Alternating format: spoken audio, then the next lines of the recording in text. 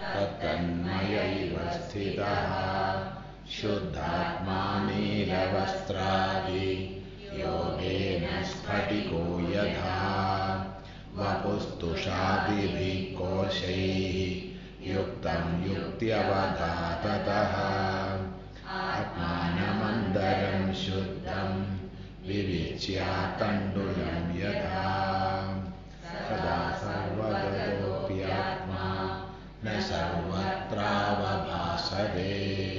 बुद्धावेवावभासेत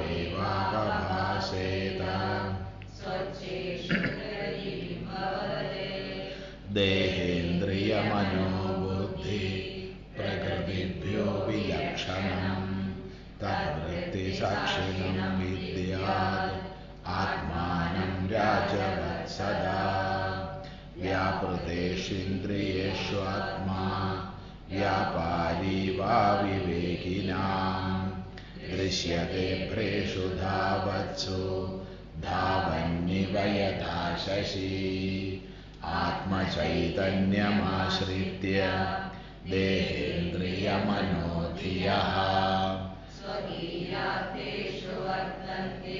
सूर्यालोकं यथा जनाः देहेन्द्रियगुणान् कर्मण्यमले सच्चिदात्मनि अध्यस्यन्त्य विवेकेन गगने नीलतादिवद अज्ञानान् मानसोपाधे कर्तृत्वादीनि चात्मनि कल्प्यन्ते मृगदे चन्द्रे चलनादि यथाम्भसः रागेच्छा सुखदुःखादि बुद्धौ सत्यां प्रवर्तते सुषुप्तौ नास्ति तन्नाशे तस्मात् बुद्धेस्तु नात्मनः प्रकाशोऽर्कस्य तो यस्य शैत्यमग्नेर्यथोष्णता स्वभावः सच्चिदानन्द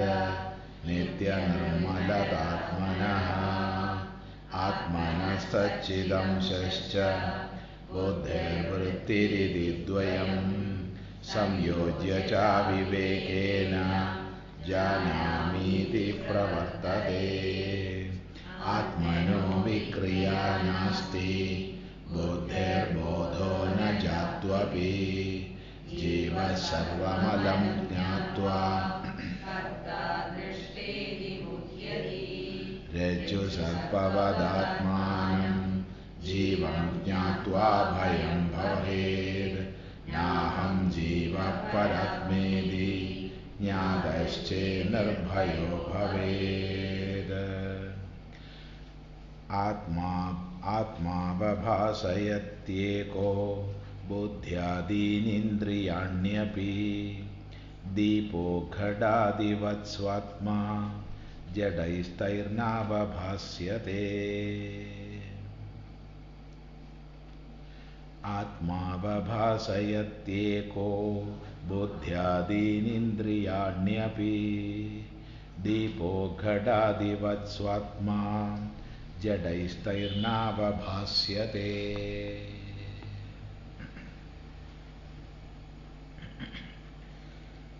आत्मावभासयत्येको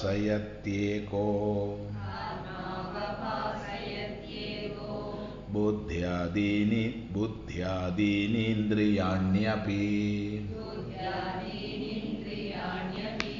दीपो घटादिवत् स्वात्मा जडैस्तैर्नावभास्यते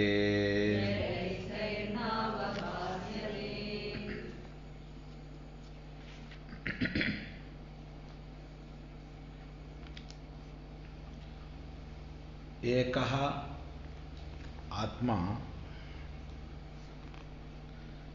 बुद्ध्यादीनि इंद्रियाणि अपि अवभासयति।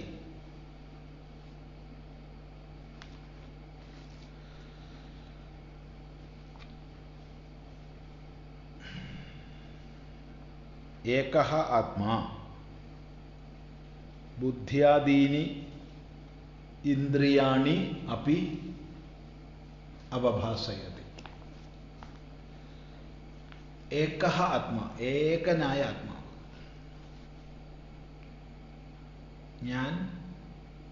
ഞാൻ എന്നുള്ള വാക്കിനെല്ലാം ആസ്പദമായിരിക്കുന്ന അഹം, ബോധം.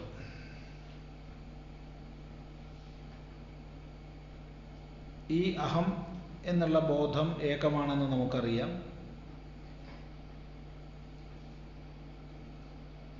ശൈശവ, ബാല്യ, കൗമാര, യൗവന, വാർദ്ധക്യങ്ങളിലെല്ലാം ഒന്നാണ്. ജാഗ്രസ്വപ്ന സുഷുപ്തികളിലൊന്നാണ്. അങ്ങനെ ഏകനായ ആത്മാ, ഏകഃ ആത്മാ ബുദ്ധ്യാദീനി ഇന്ദ്രിയാണി അപി അവഭാസയതി. ബുദ്ധ്യാദീനി, ബുദ്ധി, ആദീനി, ബുദ്ധി തുടങ്ങിയവ. ബുദ്ധി, മനസ്സ്, ചിത്തം, അഹങ്കാരം തുടങ്ങിയവയെ. ഇന്ദ്രിയാണ്യപി, ജ്ഞാനേന്ദ്രിയങ്ങൾ, കർമ്മേന്ദ്രിയങ്ങൾ. അപ്പി ശബ്ദം കൊണ്ട് നമുക്ക് ശരീരത്തെയും മനസ്സിലാക്കാം. ഇപ്പൊ ശരീരേന്ദ്രിയ മനോബുദ്ധികളെയെല്ലാം ഏകനായ ആത്മാവ് പ്രകാശിപ്പിക്കുന്നു.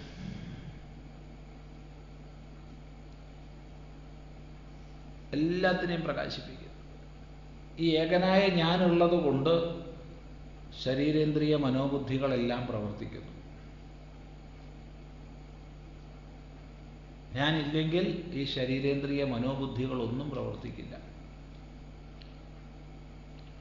ഏകനായ ഞാൻ, ഏകനായ ആത്മാ ശരീരേന്ദ്രിയ മനോബുദ്ധികളെ പ്രവർത്തിപ്പിക്കുന്നു. ഇവിടെ ശരീരം എന്നുള്ളത് അവിടെ വാക്കുകൊണ്ട് പറഞ്ഞിട്ടില്ല. എങ്കിലും ബുദ്ധ്യാദീനി, ആദീനി എന്നുള്ളതിൽ അതെല്ലാം ഉൾപ്പെടും. പോരെങ്കിൽ അപ്പി ശബ്ദം വേറെയും പ്രയോഗിച്ചിട്ടുണ്ട്. അതുകൊണ്ടും ശരീരത്തെ അർത്ഥമാക്കാം. ഏതുപോലെ ദീപോ ഘടാധിപത്, ദീപഃ ഘടാധിപത്, ദീപം, ഘടം തുടങ്ങിയവയെ പ്രകാശിപ്പിക്കുന്നു. ഒരു സ്ഥലത്ത് വിളക്ക്, ദീപം ജ്വലിപ്പിച്ച് വെച്ചാൽ ആ വിളക്കിൻ്റെ ചുറ്റുപാടുള്ള എല്ലാ ഘടം തുടങ്ങിയ വസ്തുക്കളെയും, കുടം എന്തൊക്കെയാണുള്ളത് അത്, ഘടാധിപത് എന്ന് പറഞ്ഞതുകൊണ്ട് പദാർത്ഥങ്ങളെ അർത്ഥമാക്കുന്നേ ഉള്ളൂ. അത് ഏത് പദാർത്ഥമായാലും കുഴപ്പമില്ല. ചുറ്റുപാടുള്ള എല്ലാ പദാർത്ഥങ്ങളെയും വിളക്ക് പ്രകാശിപ്പിക്കുന്നു, ഘടാധിപത്. എന്നാൽ സ്വാത്മാ ജഡൈഹി തൈഹി ന അവഭാസ്യതേ. തൈഹി ജഡൈഹി, ആ ജഡങ്ങളെ കൊണ്ട്, ഘടം തുടങ്ങിയ പദാർത്ഥങ്ങളെ കൊണ്ട് വിളക്ക് പ്രകാശിപ്പിക്കപ്പെടുന്നില്ല. അതുപോലെ ജഡങ്ങളായിരിക്കുന്ന ബുദ്ധി തുടങ്ങിയ ഉപാധികളെ കൊണ്ട് ആത്മാവ് പ്രകാശിപ്പിക്കപ്പെടുന്നില്ല. ഇന്ദ്രിയങ്ങളെ കൊണ്ട് ആത്മാവ് പ്രകാശിപ്പിക്കപ്പെടുന്നില്ല.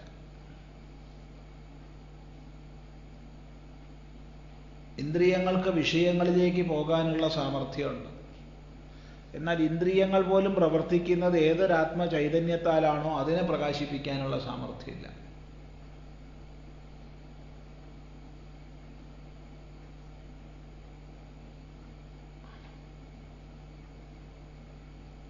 യത് വാച അനഭ്യുദിതം യശ്രോത്രേണ ന ശൃണോതി യക്ഷുഷാ ന പശ്യതി യന്മനസാ ന മനുതേ യത് പ്രാണേന ന പ്രാണിതി തുടങ്ങി ഒട്ടനവധി സന്ദർഭങ്ങളിൽ ശ്രുതി ഈ സത്യത്തെ വെളിപ്പെടുത്തും. അവയ്ക്ക് വിഷയങ്ങളെ പ്രകാശിപ്പിക്കാം. പക്ഷെ അവ ഏതൊരു പ്രകാശത്താൽ പ്രകാശിക്കുന്നുവോ അതിനെ പ്രകാശിപ്പിക്കാൻ കഴിയില്ല.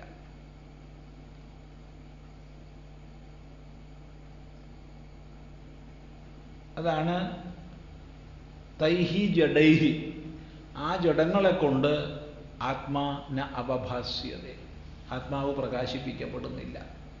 ഏതുപോലെയെന്ന് ചോദിച്ചാൽ, ഒരു വിളക്ക് ജ്വലിപ്പിച്ച് വെച്ചാൽ അതിന് ചുറ്റുപാടുള്ള ഘടാദി പദാർത്ഥങ്ങൾ പ്രകാശിപ്പിക്കപ്പെടുന്നു. എന്നാൽ ഘടാദി പദാർത്ഥങ്ങളാൽ ജ്വലിപ്പിക്കപ്പെടാത്ത വിളക്ക് ഒരിക്കലും പ്രകാശിക്കില്ല.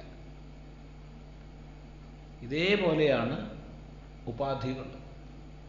എല്ലാ ഉപാധികളും ആത്മചൈതന്യ അവഭാസം കൊണ്ട് പ്രകാശിക്കുന്നു.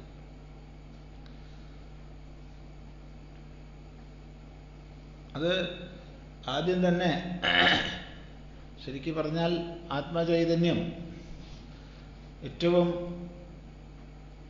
പ്രതിഫലിക്കുന്നത് അന്ധഃകരണത്തിലാണെന്ന് പറയാം. ബുദ്ധി അവിടുന്ന് സ്വാഭാവികമായിട്ടും ജ്ഞാനേന്ദ്രിയങ്ങളിലേക്കും കർമ്മേന്ദ്രിയങ്ങളിലേക്കും അങ്ങനെ സ്ഥൂലമായി സമ്പൂർണ്ണ ശരീരം വ്യാപിച്ച് പ്രവർത്തിക്കുന്നു. ആ ഒരു ആത്മചൈതന്യ പ്രഭയാൽ ശരീരമാകട്ടെ, ഇന്ദ്രിയങ്ങളാകട്ടെ, മനസ്സാകട്ടെ, ബുദ്ധിയാകട്ടെ പ്രവർത്തിക്കുന്നു, പ്രകാശിപ്പിക്കപ്പെടുന്നു. എന്നാൽ ഇവയാൽ ആത്മാവ് പ്രകാശിപ്പിക്കപ്പെടുന്നില്ല. അത് വിചാരം ചെയ്യാനാണ് എളുപ്പത്തിന് ദൃഷ്ടാന്തം പറഞ്ഞത്. എപ്രകാരമാണോ ഘടാദി പദാർത്ഥങ്ങൾ ദീപം ഘടാദി പദാർത്ഥങ്ങളെ പ്രകാശിപ്പിക്കുന്നു, ഘടാദി പദാർത്ഥങ്ങളാൽ ദീപം പ്രകാശിപ്പിക്കപ്പെടുന്നില്ല. ഇതേപോലെ ഉപാധികളെ ആത്മാവ് പ്രകാശിപ്പിക്കുന്നു, ഉപാധികളാൽ ആത്മാവ് പ്രകാശിപ്പിക്കപ്പെടുന്നില്ല.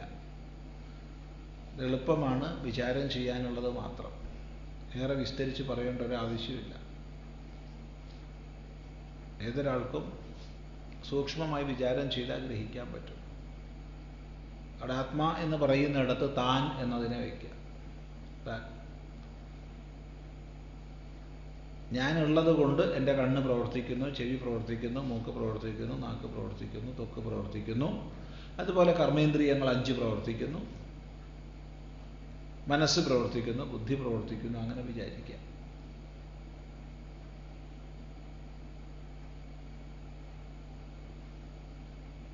ഈ ഉപാധികളൊന്നും ജഡത്തിൽ പ്രവർത്തിക്കുന്നില്ല. അങ്ങനെ സൂക്ഷ്മ വിചാരം ചെയ്ത് എല്ലാത്തിനെയും പ്രവർത്തിപ്പിക്കുന്ന ചൈതന്യ സ്വരൂപമാണ് താനെന്നുള്ളത് അറിയാം. അതാണ് വേണ്ടത്.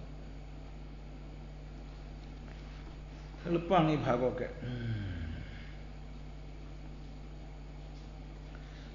ആത്മാവഭാസയത്യേകഃ ബുദ്ധ്യാദീനീന്ദ്രിയാണ്യപി ദീപോ ഘടാദിവത് സ്വാത്മാ ജഡൈസ്തൈർനാവഭാസ്യത്തെ. ഏകഃ ആത്മാ ബുദ്ധ്യാദീനി ഇന്ദ്രിയാണി അപി അവഭാസയതി. ഏകഃ ആത്മാ, വൺ ആത്മാ. ആത്മാ is one and the same. ഏകമേവ അദ്വിതീയം.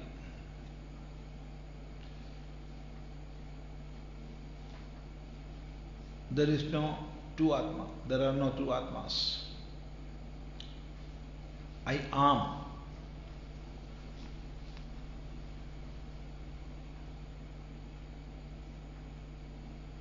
Everybody knows I am one. There are no two I's. There is no plural for I. It is always singular. Always. There is no plural for I. There cannot be.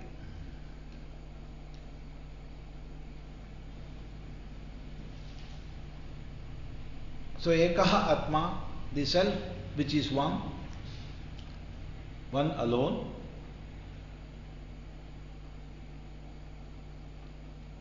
it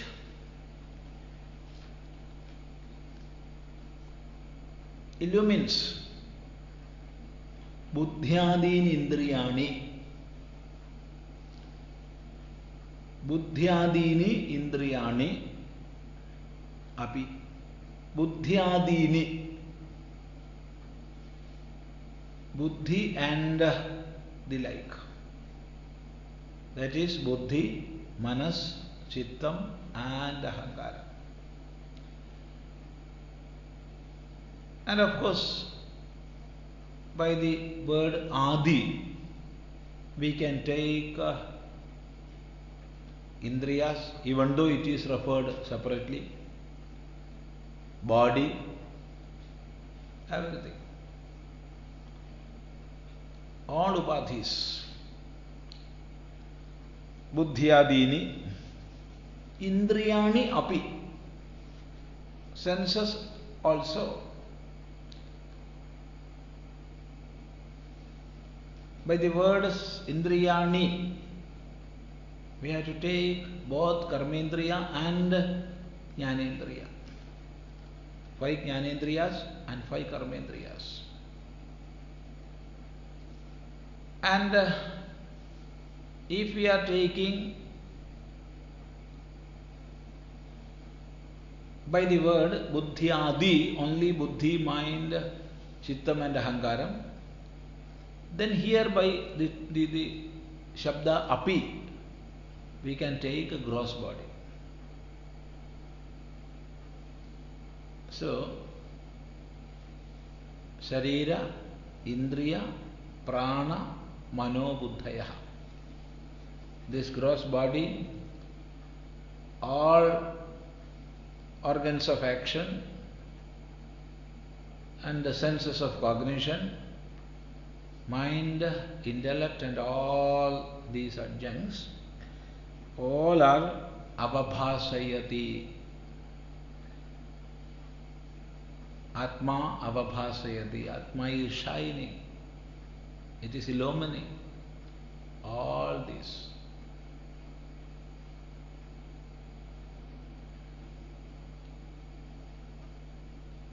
Like what? Like Deepo Ghadadivat. Like a Deepaha, a lamp, practically a light, Ghadadivat. Just it is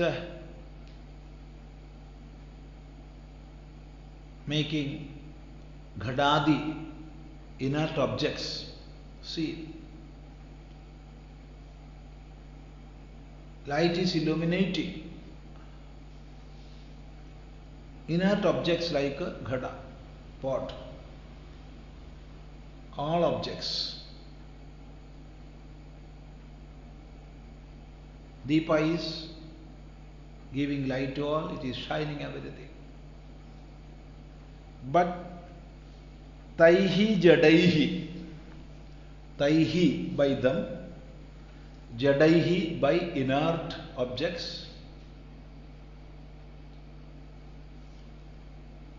Atma na avabhasyate. Atma is not illuminated by them. Atma is illuminating them, but Atma is not illuminated by them because they are inert objects.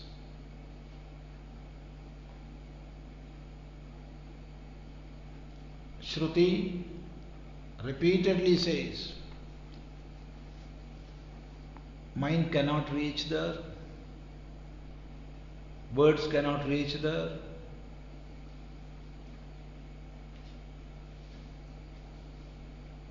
Yachrotrena nashrunoti, which is not heard by ears, which is not seen by eyes. Yachakshusha pashyati. Like that. Yato vacho nivartante aprapya manasa saha, from which all our words and mind come back.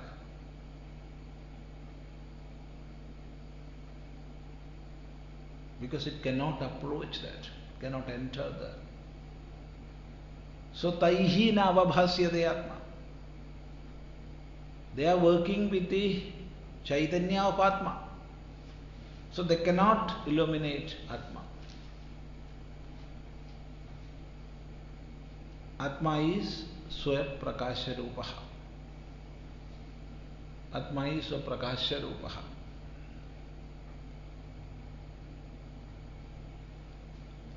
No adjunct, no upadhi,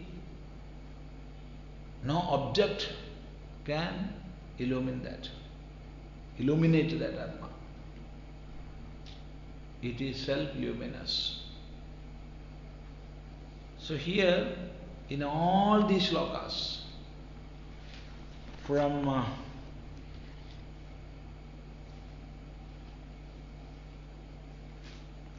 Tadvritti Sakshinam Vidyad Atmanam Rajavatsada, from that shloka onwards, in all the subject matter is one and the same.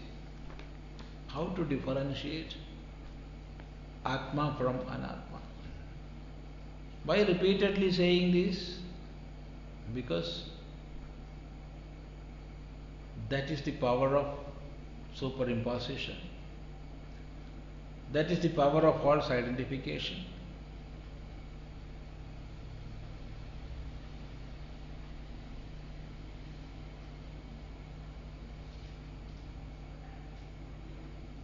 Nobody is teaching us, or nobody had ever taught us, you are body. Not our mother, not our father, no guru in the world, nobody taught. You are the body. But we are considering ourselves as the body. Shastra repeatedly teaches us, you are not the body, you are Atma. But even after hearing that, even after teaching that, even after writing that, we are thinking, I am body. That is the play of Maya. So, because of the strong identification with the body, and as the power of superimposition is that much, Acharyas and Shastras are repeatedly saying this one and the same Upadesha to differentiate.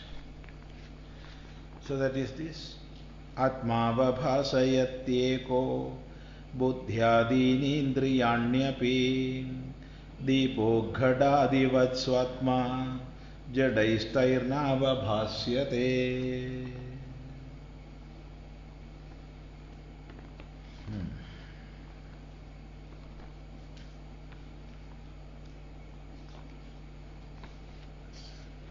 We can read tomorrow from 21st Shloka onward. 21ാം ശ്ലോകം മുതൽ നാളെ വായിക്കാം. 1 തൊട്ട് വായിക്കേണ്ട. അപ്പോൾ 20 വരെ ശരിക്കും എല്ലാവരും പഠിക്കുക. എന്നാൽ 21 മുതൽ നാളെ വായിച്ചാൽ മതി. ദിവസവും അതുവരെയുള്ളത് വായിക്കണ്ട. വിചാരപ്രക്രിയയിൽ മനസ്സും ബുദ്ധിയും ഉപയോഗിച്ച് തന്നെയല്ലേ ഇവ രണ്ടിനെയും അതിക്രമിക്കാൻ ശ്രമിക്കുന്നത്. നേതി നേതി എന്ന് വിചാരം ചെയ്യുന്നതും ബുദ്ധി കൊണ്ടല്ലേ. അപ്പോൾ അതിനെ അതിക്രമിക്കുന്നത് എങ്ങനെ? ഇവിടെ ബുദ്ധിയെ മനസ്സിനെ അതിക്രമിക്കുക എന്നുള്ളത് പറയേണ്ട ആവശ്യമില്ല. മറിച്ച് മനസ്സിൽ ബുദ്ധിയിൽ ഉള്ള ഞാനെന്നുള്ള താദാത്മ്യം ഇല്ലാതാവുക ചെയ്യുന്നുള്ളൂ. അതാണ് അതിക്രമണം. അല്ലാണ്ട് ബുദ്ധി ഇല്ലാതാവലല്ല, മനസ്സില്ലാതാവലല്ല. മനസ്സുകൊണ്ട് മനസ്സിനെ ഇല്ലാതാക്കാൻ കഴിയില്ല, ബുദ്ധി കൊണ്ട് ബുദ്ധിയെ ഇല്ലാതാക്കാൻ കഴിയില്ല. മറിച്ച് അതിക്രമിക്കുക എന്നുള്ളത് കൊണ്ട് ഉദ്ദേശിക്കുന്നത് ഇതല്ല ഞാൻ എന്നുള്ള ബോധമാണ്. അത് സൂക്ഷ്മ ബുദ്ധി കൊണ്ട് ലഭിക്കുക തന്നെ ചെയ്യും.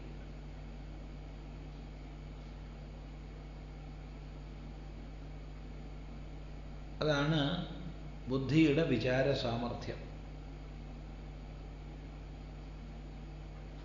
അത് ബുദ്ധിയുടെ വിശേഷം.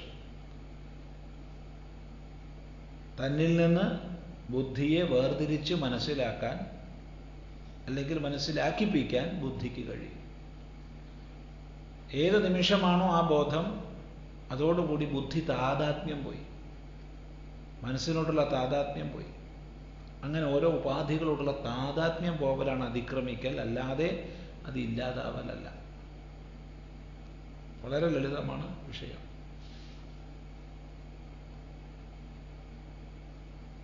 അതിക്രമിക്കുക എന്നുള്ളതിന് പലപ്പോഴും നമ്മൾ അതില്ലാതാവുക എന്നൊക്കെ അർത്ഥം മനസ്സിലാക്കിയ പ്രശ്നമാവും. ഇതല്ലെന്നറിയുകയാണ്. അത് വിചാരത്തിലൂടെ അറിയാൻ കഴിയും. ആ വിചാരത്തിന് ദിശ നേരെ പോവാനാണ് ഗുരുശാസ്ത്ര സമ്പ്രദായങ്ങളൊക്കെ ഉള്ളത്. കാരണം വിചാര പ്രക്രിയയുടെ ദിശ അല്പം തെറ്റിക്കഴിഞ്ഞാൽ നിഗമനങ്ങളൊക്കെ തെറ്റും. അതുകൊണ്ട് വിചാര സഹായിയായിട്ടാണ് ആചാര്യന്മാർ ബഹുശാസ്ത്രങ്ങളെ നമുക്ക് ഉപദേശിക്കുന്നത്. അതാണ് മനസ്സിലാക്കേണ്ടത്. Here the question is, through vichara we are transcending mind and intellect. But vichara is done by intellect itself. Then how intellect can transcend intellect, or how vichara prakriya done by intellect can help us transcend intellect? That is the question. The answer is, transcending is not something unmaking. No. It is knowing I am not that. Because of ignorance, we identified ourselves with all these upadhis, body, mind, intellect and all. Intellect has the capacity to differentiate.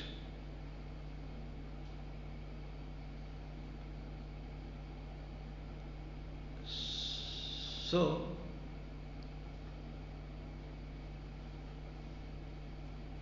I am not that. I am not this. This is only an adjunct. This is an upadhi. And I am Satchidananda,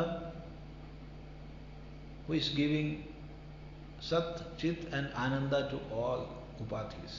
Or Sadbhava, Chitbhava and Anandbhava is reflected in all these upadhis. I am above that. When this knowledge is there within, it is that differentiating. As soon as this knowledge dawns, then we realize I am not this. This knowledge is transcending. Not that